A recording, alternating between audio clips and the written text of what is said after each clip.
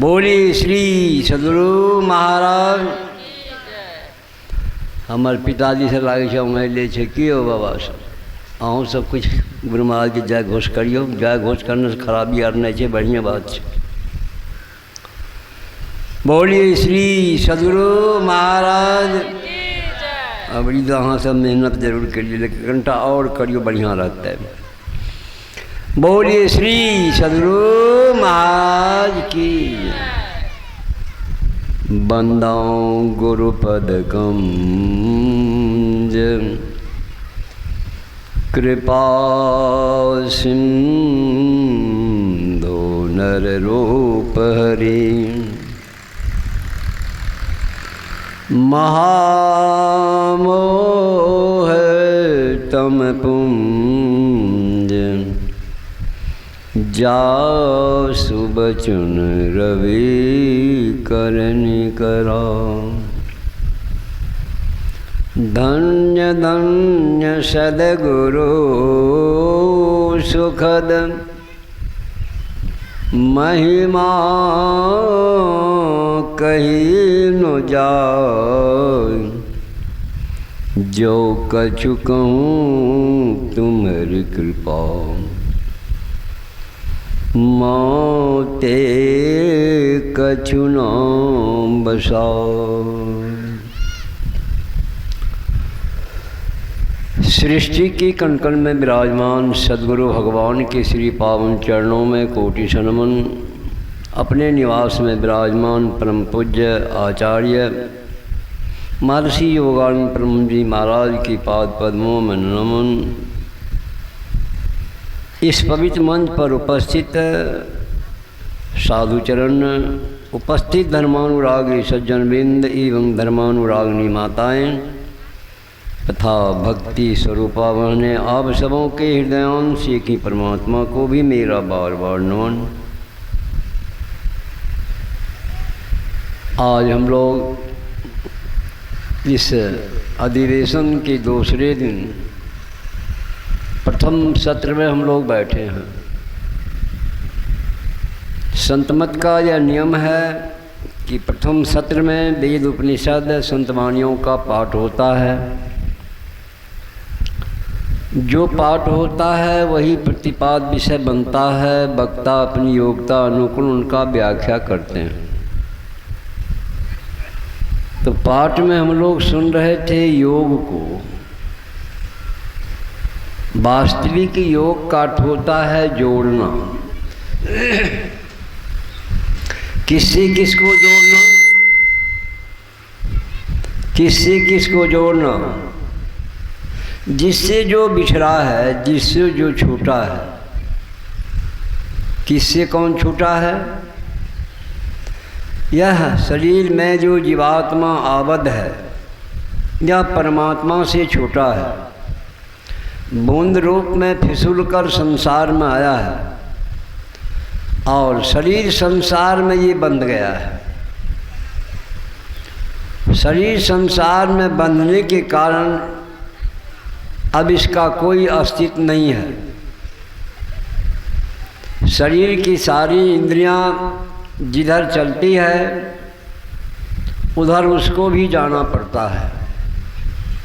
यह उसके अनुकूल नहीं है। अभी आप आए हैं सत्संग सुनने के लिए, आपको कहें कि कोई आदमी चलो भाई मित्र हैं, नहीं नहीं यहाँ सत्संग नहीं सुनना है,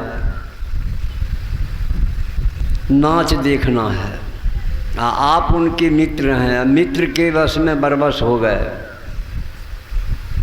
सत्संग छोड़कर नाच देखने चले जाएंगे तो क्या होगा? वास्तविक जीव का कल्याण नहीं होगा।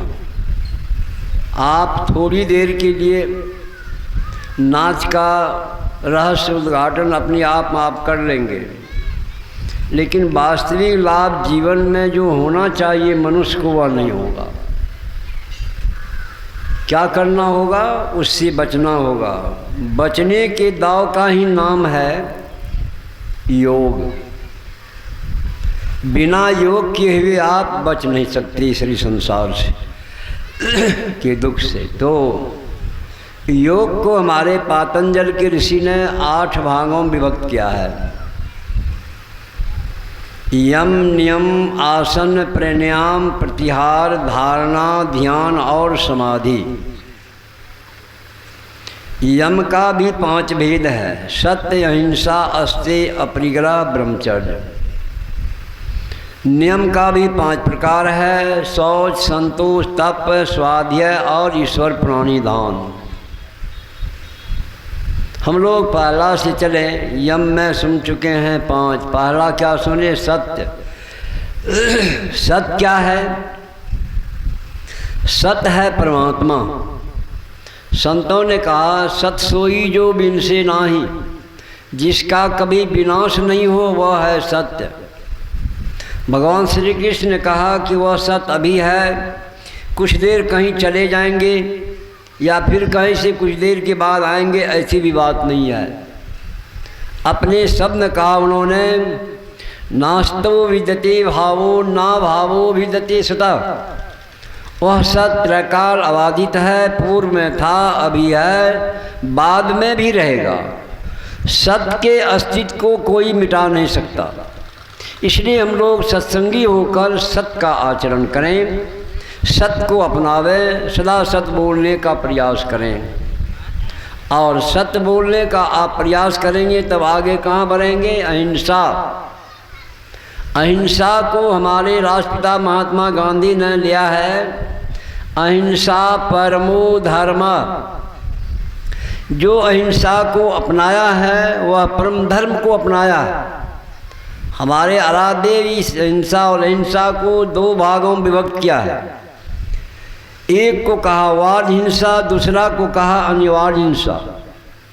वाद हिंसा है किसी जीव का हत्या कर उस मांस को यदि आप खाते हैं, अपने शरीर के मांस को बढ़ाते हैं, तो आप सीधा अन्याय करते हैं और आप गलत करते हैं। इस पाप से आप किसी हालत में बच नहीं सकते। इससे बचने का प्रयास आप जरूर कीजिए। और अनिवार्य हिंसा, हम लोग किसान हैं, खेती करते हैं, हल कुदाली चलाते हैं, तो हल कुदाली चलाने में कुछ न कुछ जीव जरूर मरता है। क्या करें? खेती छोड़ दें? नहीं, खेती छोड़ देंगे तो बाबू हो या बाबा, पेट में अन्न नहीं जाएगा, बिगड़ जाएगा मन, आपका कोई काम आप नहीं कर पाएंगे। इसलिए यह अनिवार्य हिंसा है, होगा। रास्ता में चलते हैं तो चलने के साथ आपके पैरों तले बहुत सारे जीव दबा जाता है, वो भी मरता है, इससे भी आपको पाप होता है। एक बार मैंने जदिया में एक फल दुकान पर बैठा था, वो हमारा भक्त था, मैं वहाँ बैठा था। हमने देखा जैन धर्म वाली 2 माताएं कांख के बगल में दोनों झाड़ू दबाई हुए आ रही थी। हमारे अंदर उत्सुकता हुआ, हमने पूछा मनोज से, अरे मनोज तुम जानते हो ये माताएं लोग कांख के नीचे झाड़ू काहे लगा के आ रही है? कहा बाबा हमको भी मालूम नहीं है। तो हमने कहा अब अपनी दुकान के समीप आने ही वाली है, उसको थोड़ा बुलाओ अपनी दुकान पर कि माता जी हमारे दरवाजे पर जो है दुकान पर एक साधु बैठे हैं, आपसे मिलना चाहते हैं। तो जैसे उनसे आग्रह किया, आ गई दुकान पर। हमने भी उसे प्रार्थना की कि माता जी आप जो ये झाड़ू रखी है, इस झाड़ू रखने का क्या महत्व है? तो उन्होंने कही कि हम लोगों को रास्ता में जो कोई जीव नज़र में आता है उसको झाड़ू से हटाते चलते हैं। हमने कहा अब तक कांख के नीचे था, हाथ में नहीं था, इसके बीच में क्या कोई गारंटी है कि आपके पैरों तले जीव न दबाया हो? बाबा क्या करेंगे, ऐसा होता है, बहुत हो जाता है, क्या करेंगे? तो उसका उत्तर कोई सही नहीं मिला। भाव कहने का हुआ कि आप बचना चाहते हैं, आपके शरीर में रोग हो गया, और रोग हो गया तो रोग में क्या होता है? आपके शरीर में कीटाणु है, कीटाणु की वृद्धि हो जाने से रोग बढ़ता है। क्या करेंगे? रोग ऐसे पड़े रहेंगे कि जाएंगे डॉक्टर के पास, जाएंगे डॉक्टर के पास। डॉक्टर क्या करता है? उस कीटाणु को इतना पावर का दवाई देता है जांच करने के बाद इतना कीटाणु बढ़ाए उतना ही पावर का उसको दवा देता है कि उतना ही मरे। कीटाणु नहीं रहेगा फिर भी जीवित नहीं रहिएगा, कीटाणु रहना है, सीमित से रहना है, इसलिए उसको मारने का उतना ही पावर का दवा देता है, मारता है, अर्थात हत्या करता है। क्या नहीं करें? ये सब आपको अति आवश्यक हिंसा है या हिंसा होगा, इससे बचने के लिए एकमात्र यही साधन है, योगी क्रिया है। इसके द्वारा आप चलेंगे, साधना करेंगे तो साधना में संयमित होकर आप अपने जीवन को सार्थक बना सकते हैं, अर्थात आप हिंसा से बच सकते हैं। तीसरा है अस्ते। अस्ते का अर्थ होता है चोरी, गलत कार्य करना।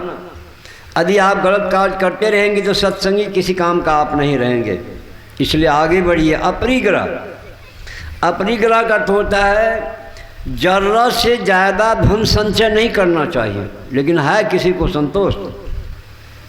एक मकान बन गया तो दुमला बना, दुमला बना, 4 मिल गया, एक ट्रैक्टर है तो दूसरा भी लो, एक कार है तो दूसरा भी लो। मतलब हमेशा अपने आप को बढ़ने और बढ़ाने का ही अपने आप में अभाव में रहता है।